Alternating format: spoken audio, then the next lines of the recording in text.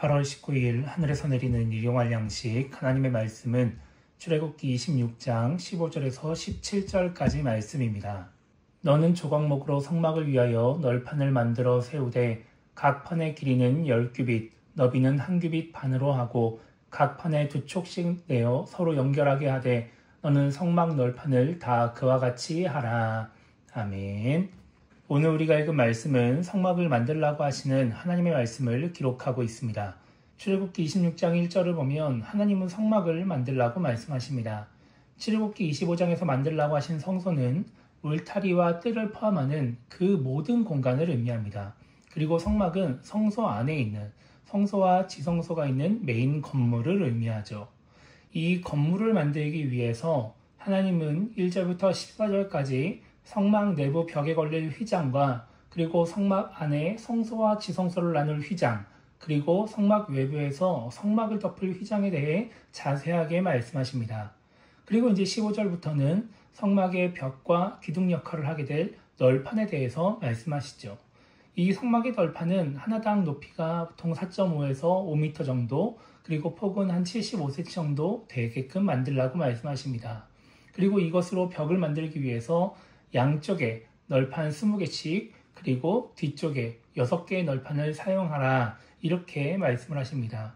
이렇게 휘장과 널판을 통해서 성막이 완성되는 것입니다. 오늘 말씀을 통해 우리가 생각해 봐야 하는 것은 성막 건물의 의미입니다. 지금 이스라엘 자손들이 머물고 있는 시내산은 이스라엘의 정착지가 아닙니다. 앞으로 가나안 땅을 향해서 더 가야 합니다. 그런데 성소는 지금 만들어야 합니다. 성막 건물을 지금 세워야 하는 것이죠. 성소를 시내산에 만들어 놓고 이스라엘 백성들만 가나안 땅을 향해 떠날 수 없습니다. 성소만 시내산에 놔두고 수시로 이곳에 와서 하나님께 제사할 수 없는 것입니다. 그래서 하나님은 이스라엘이 가는 곳마다 성소가 함께할 수 있도록, 성소를 가지고 다닐 수 있도록, 성소가 이동할 수 있도록 안배를 하십니다. 오늘 말씀을 통해 생각해 보면 성막의 내부가 천으로 장식되어 있고 또 외부도 천으로 덮여 있기 때문에 천만 걷어내면 얼마든지 가지고 다닐 수 있습니다. 성막의 벽체도 여러 조각의 나무로 되어 있기 때문에 이동하려고 할 때 분해해서 가지고 다닐 수 있습니다. 또 우리가 그동안 살펴봤던 말씀들을 보면은 성소를 이루는 기구들도 들고 움직일 수 있도록 막대를 다 달게 하십니다. 그렇게 함으로써 조금의 번거로움은 있을 수 있겠지만 성소는, 이 성막 건물은 이스라엘 백성이 가는 곳마다 함께 할 수 있었습니다. 하나님이 이스라엘 백성들과 영적으로만 함께 하시는 것이 아니라 물리적으로도 함께 하실 수 있게끔 하고 있는 것입니다. 그렇다면 하나님은 왜 이렇게 물리적으로 이스라엘 백성들과 함께 하려고 하신 것일까요? 그것은 바로 인간의 연약함 때문입니다. 우리 인간은 하나님과 영적으로 가까워도 물리적으로 멀어지면 하나님을 잊고 살아갈 가능성이 많이 있습니다. 아무리 제사장을 통해, 선지자를 통해 하나님 말씀을 듣고 하나님을 생각해도 내가 하나님의 영광을 보지 않고 내가 하나님의 은혜를 경험하지 않으면 하나님과 멀어지게 되는 것입니다. 그래서 우리가 잘 아는 속담 중에 눈에서 멀어지면 마음에서도 멀어진다라는 말이 있습니다. 아무리 가까운 사이라도 물리적인 거리가 멀어지고 물리적으로 접촉하지 않으면 관계가 약해진다는 것입니다. 그렇기 때문에 우리 인간에게는 물리적인 접촉, 물리적인 만남이나 소통이 아주 중요합니다. 그래서 하나님은 이스라엘 백성들과 물리적으로 만나기 위해 성소를 만들게 하시고 함께 이동할 수 있도록 하신 것이죠. 그렇게 함으로써 이스라엘 백성들이 계속해서 하나님을 생각하고 의지하게끔 하신 것입니다. 이것은 지금 우리에게도 마찬가지입니다.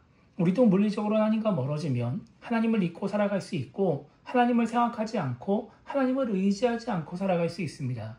우리에게 주어진 일상을 살아가면서 하나님을 생각하고 하나님을 의지하며 하나님의 은혜 가운데 살아가려면 물리적인 하나님과의 만남, 소통을 계속해야 된다는 것입니다.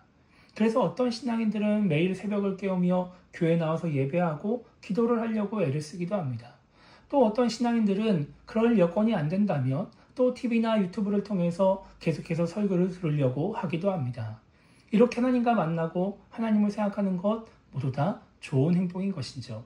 그런데 이것 외에도 우리가 물리적으로 하나님과 만날 수 있는 좋은 방법이 있습니다. 그것은 바로 성경을 읽는 것입니다. 하나님의 은혜로 우리는 하나님의 말씀, 성경을 손쉽게 가지고 다닐 수 있습니다. 어디든 가지고 다닐 수 있는 다양한 사이즈의 성경이 있고 또 쉽게 말씀을 이해할 수 있도록 다양하게 번역된 성경이 있습니다. 그것도 번거로우면 우리가 항상 가지고 다니는 핸드폰에 성경을 넣어서 다닐 수도 있습니다.